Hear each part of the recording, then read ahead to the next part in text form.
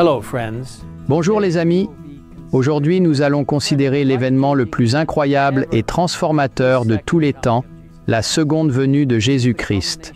C'est l'aboutissement de tous les espoirs des croyants à travers les millénaires. En décrivant cet événement glorieux, le prophète Ésaïe a écrit « Et il sera dit en ce jour-là, voici notre Dieu, nous l'avons attendu, et il nous sauvera.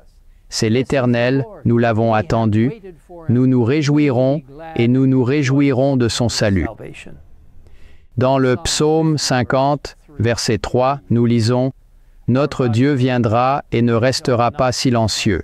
Un feu dévorera devant lui, et il sera très tempétueux tout autour de lui. »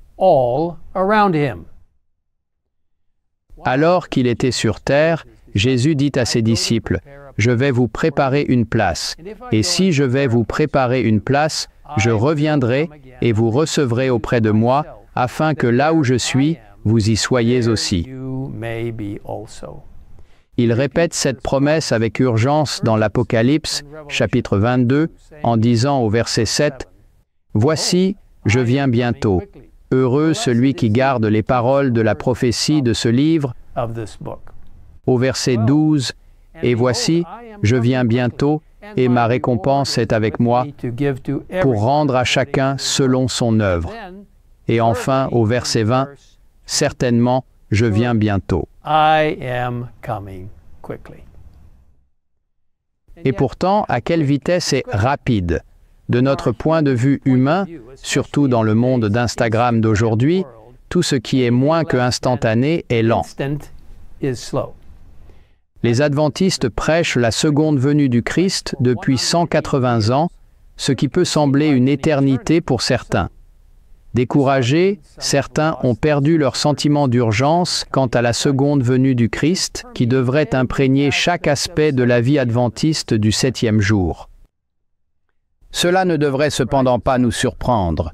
Nous lisons dans 2 Pierre, chapitre 3, versets 3 à 7, « Des moqueurs viendront à la fin des temps, marchant selon leurs propres désirs et disant, « Où est la promesse de son retour? Car depuis que les pères sont morts, tout continue comme depuis le début de la création. » Maintenant, Pierre souligne que ces moqueurs oublient volontairement que Dieu a créé les cieux et la terre et qu'il y a eu un déluge mondial.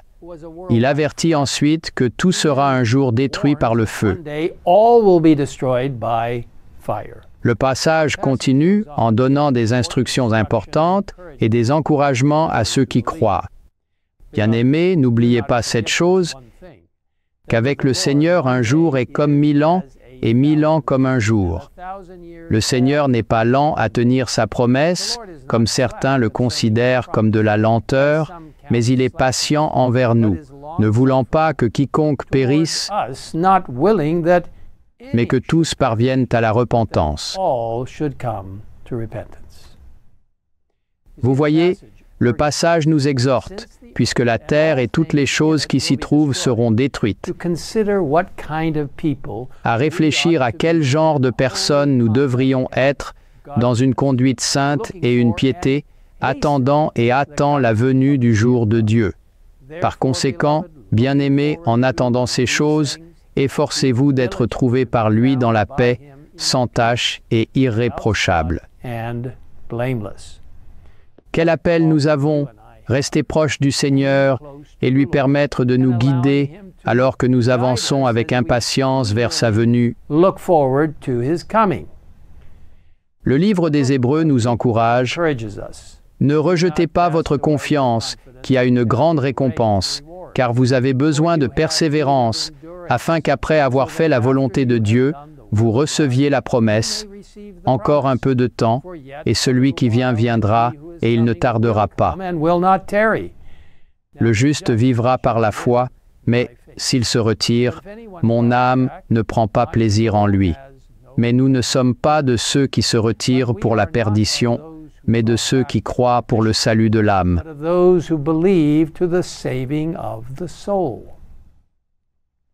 Amis, la parole de Dieu nous parle aujourd'hui. Ne laissez personne vous enlever votre espoir dans le prochain retour de Jésus-Christ. Il vient bientôt. Notre 25e croyance fondamentale des adventistes du 7e jour déclare « La seconde venue du Christ est l'espérance bénie de l'Église, le grand point culminant de l'Évangile. La venue du Sauveur sera littérale, personnelle, visible et mondiale.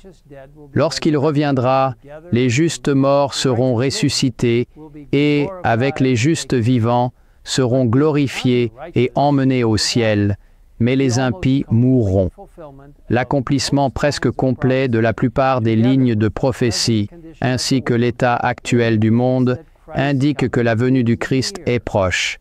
Le moment de cet événement n'a pas été révélé et nous sommes donc exhortés à être prêts en tout temps.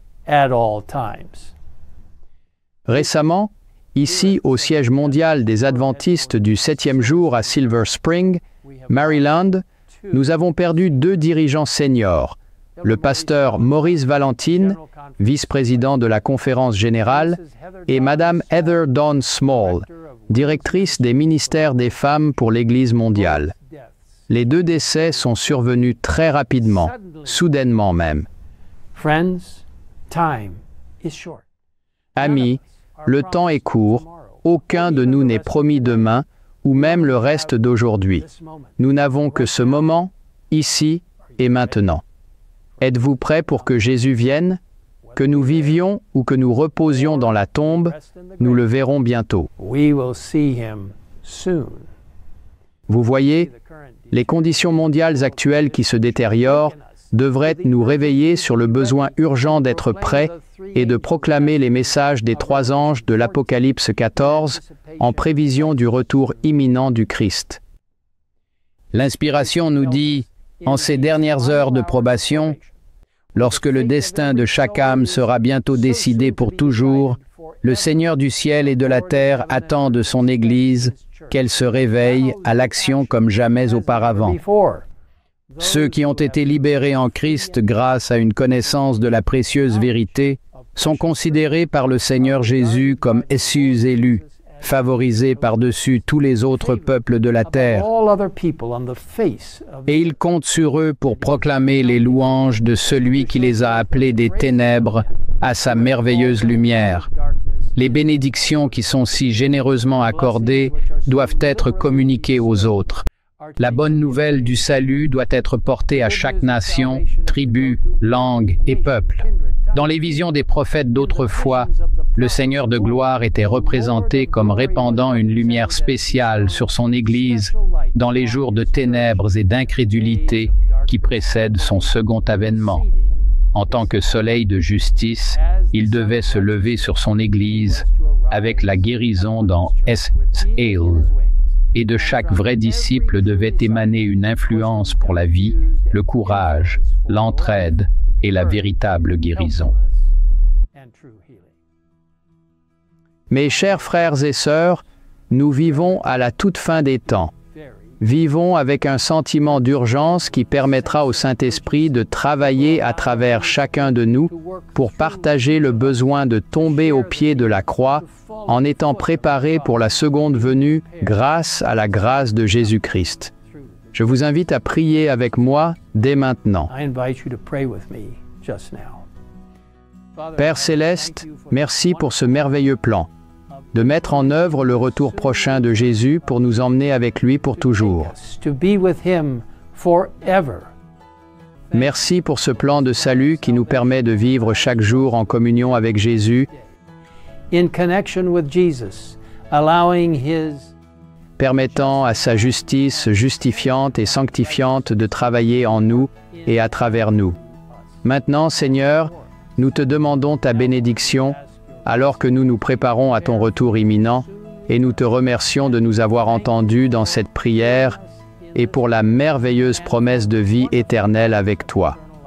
Tout cela, nous te le demandons au nom de notre puissant Sauveur et Roi à venir, Jésus-Christ. Amen. Amen.